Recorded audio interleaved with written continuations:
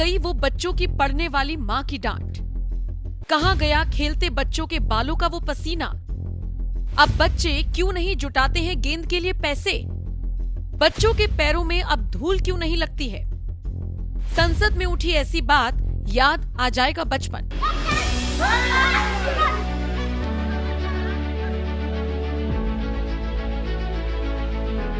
बचपन अब खिड़की से बाहर नहीं, मोबाइल स्क्रीन में कैद हो चुका है।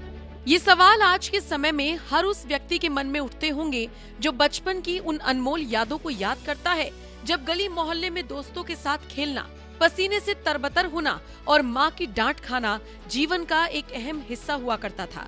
लेकिन आज के दौर में ये सब कहाँ चला गया? क्यों बच्चे अब गली नुक्कड़ पर नहीं खेलते?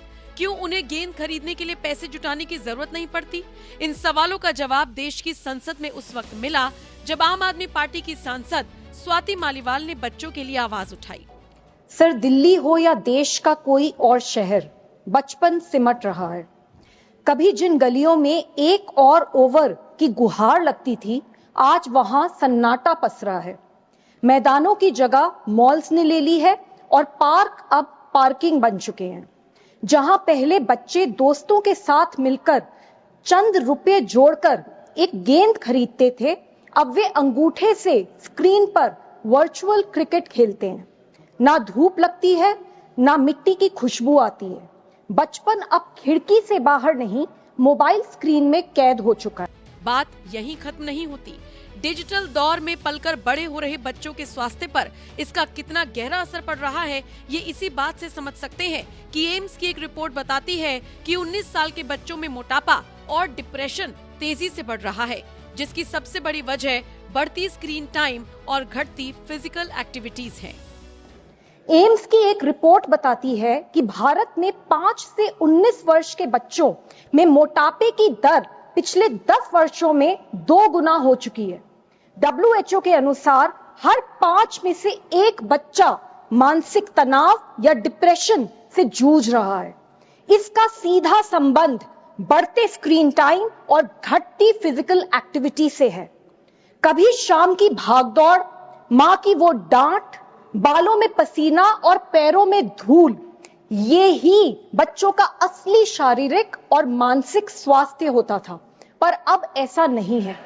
मैं सरकार से अपील करती हूं कि हर वार्ड और कॉलोनी में बच्चों के लिए खुला, सुरक्षित और मुफ्त खेल का मैदान सुनिश्चित किया जाए। यह सिर्फ इंफ्रास्ट्रक्चर नहीं, देश के भविष्य में निवेश है और हमारे बच्चों का हक है। एक वक्त था जब बच्चों को खेलने के लिए आंगन में छोड़ दिया जाता था और मिट्टी में खेलते खेलते बच्चे बड़े हो जाते थे, मजबूत भी होते थे, मोटापा भी कम होता था। लेकिन जब से डिजिटल दौर आया, बच्चों के पैदा होते ही उन्हें हाथ में मोबाइल फोन थमा दिया जाता है और वही मोबाइल धीरे धीरे उनके स्वास्थ्य के लिए कब खतरनाक हो जाता है, पता ही नहीं चलता। पहले बच्चों के बालों का पसीना उनके खेलने की गवाही हुआ करता था। क्रिकेट, फुटबॉल, कबड्डी या बस गली में कांच की गोलियों का खेल, हर खेल में पसीना बहता था और उस पसीने में एक अनोखी खुशी थी। लेकिन आज के बच्चे मैदान में कम, वर्चुअल गेम ज्यादा खेलते हैं। वर्चुअल दुनिया में वो रन बनाते हैं, गोल करते हैं और लेवल पार करते हैं। लेकिन असल जिंदगी में उनके बाल पसीने से तर नहीं होते।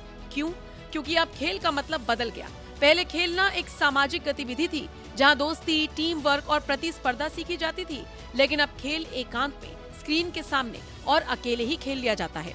उस पसीने में जो मेहनत थी, जो थकान थी और जो संतोष था, वो अब कहीं खो गया। बच्चों के बाल अब पसीने से नहीं भीगते, एसी की ठंडी हवा में सूखते हैं और जब तक ऐसा होता रहेगा, बच्चों के स्वास्थ्य पर इसका असर पड़ता रहेगा।